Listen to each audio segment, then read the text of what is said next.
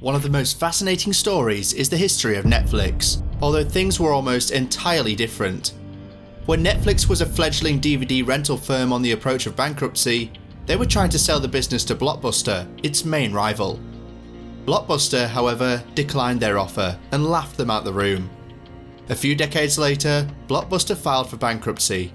At the same time, they have gone on to amass a net value of over $200 billion, won innumerable prestigious accolades, and utterly changed the entertainment industry. What exactly did they accomplish? And more importantly, why is it in such severe trouble? Watch the video till the end as we untangle the truths behind the decline of the company.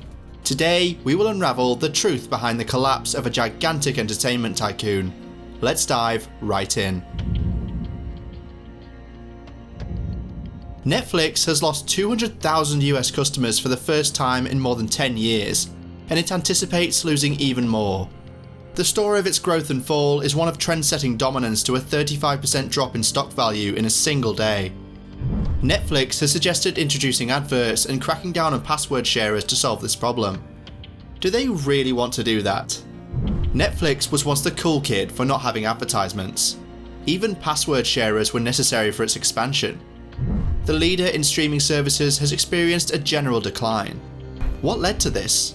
How did a business move from being the underdog to setting trends to failing in just 20 years? The rise and fall of Netflix is yet another commercial success and failure story. The natural history of the company's founding was similar to that of every other internet business in the late 1990s.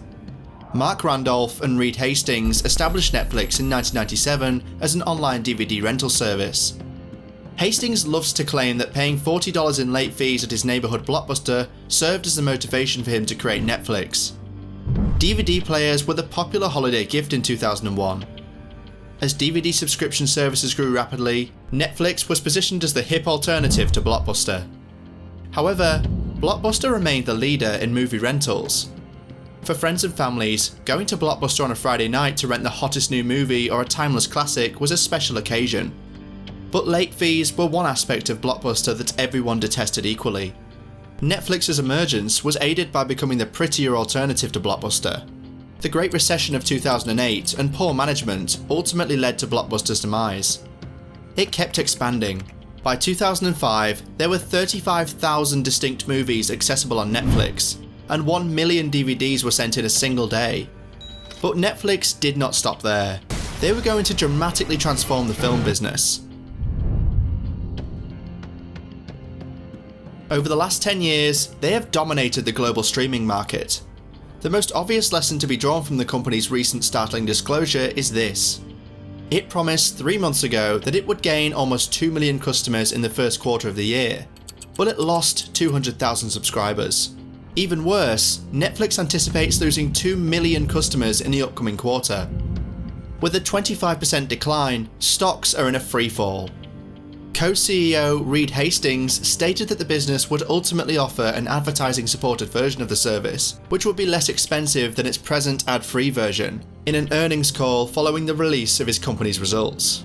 For years, Hastings has argued that they didn't require the sale of advertisements, and that doing so did it a superior service. They have spent years reassuring investors that it was fine that competitors like Disney, Hulu, HBO, Paramount, Peacock, Apple, and Amazon were following in its footsteps and, more importantly, repurposing content that previously ran on Netflix for their platforms. It is a fact that the loyal customers are now switching to other alternatives. But once more, they're a concern because they are removing stuff that Netflix previously had. Why customers don't think Netflix provides value is obvious. According to research by Whip Media, a sizable percentage of former Netflix subscribers blame price increases for leaving the service. After a price increase earlier this year, current subscribers dissatisfied with the service's value are probably also feeling the pinch. Currently, the premium tier costs $19.99 a month, which is a steep sum for someone juggling multiple streaming subscriptions.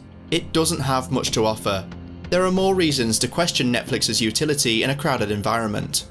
The service used to feature high-profile dramas like House of Cards, Orange is the New Black, and others.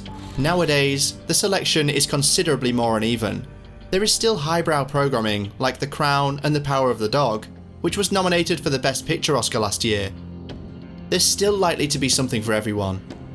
Additionally, now that studios like Disney, Warner Brothers, and NBC Universal have streaming services, their original owners are stealing library titles. Netflix will undoubtedly overcome this most recent setback. Its stock will increase once more, and subscribers might come back.